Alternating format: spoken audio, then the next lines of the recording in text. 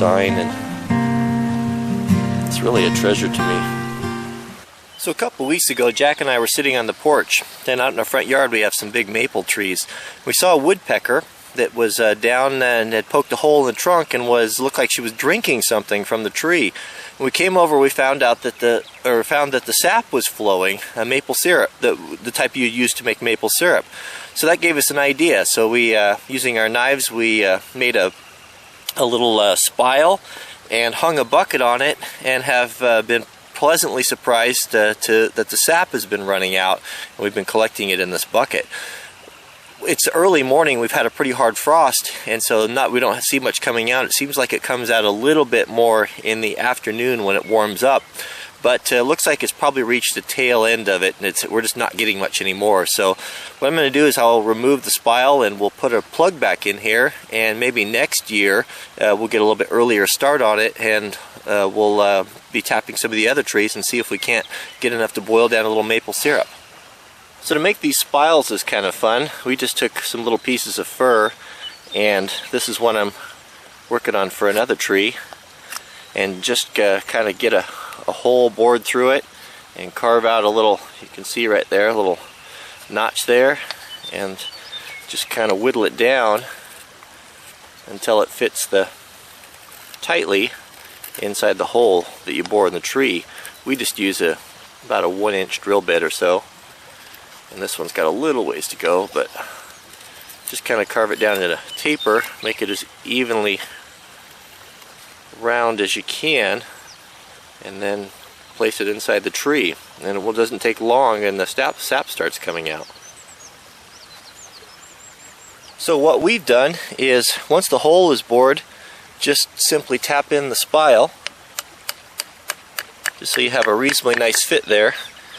And to have a way to hang the bucket, we just put a little small hole here with an oak dowel and tap that in, and that seems to work pretty good to hang the bucket on, and that's how we collect it.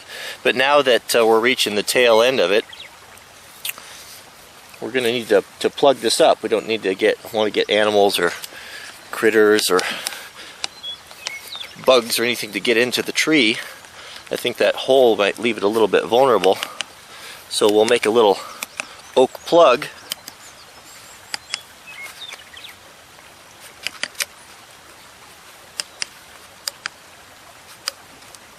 to seal it off.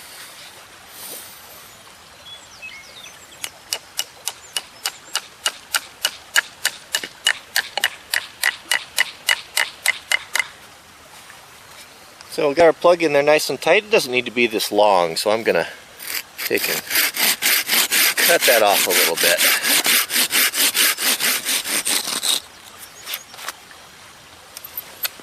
So we're also going to want to make a little plug for the top hole.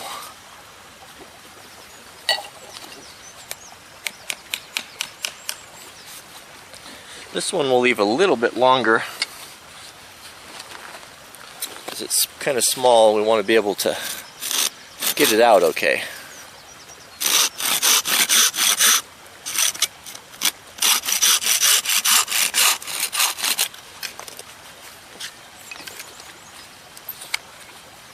So for those of you guys who watched the video that I put up last night, I was showing how Tracy had sent those 2 axe heads, and this is the one, the little Swedish, the H&B, and I stayed up till 10 o'clock last night in the shop building this handle for it.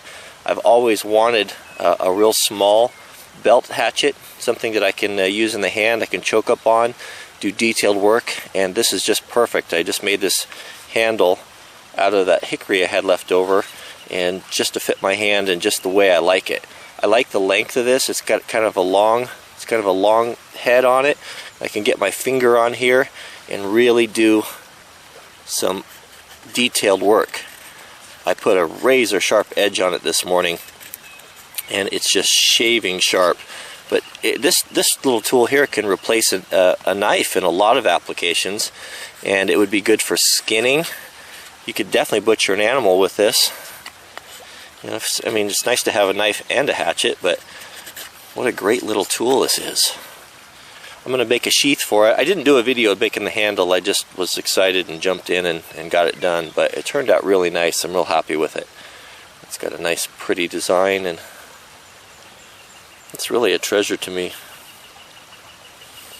I'm going to make a sheath. I might even try to do a little saddle stitching on some leather. I've never done that before, but I've got some scraps left over, and make a little sheath. I think I might put a clip on it. I like my holsters that have paddles on them because I can take them on and off without removing my belt. And I'm thinking about trying to incorporate some type of a clip where I can clip it on and clip it off, and something that's a little bit easier to use. But isn't it pretty?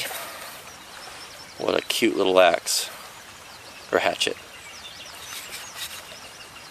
Alright, well, we'll see you on the next video. I got some more stuff coming up. We're working a lot on our orchard. We're really pushing to get our orchard in. We've got fruit trees coming in. We've been doing some grafting.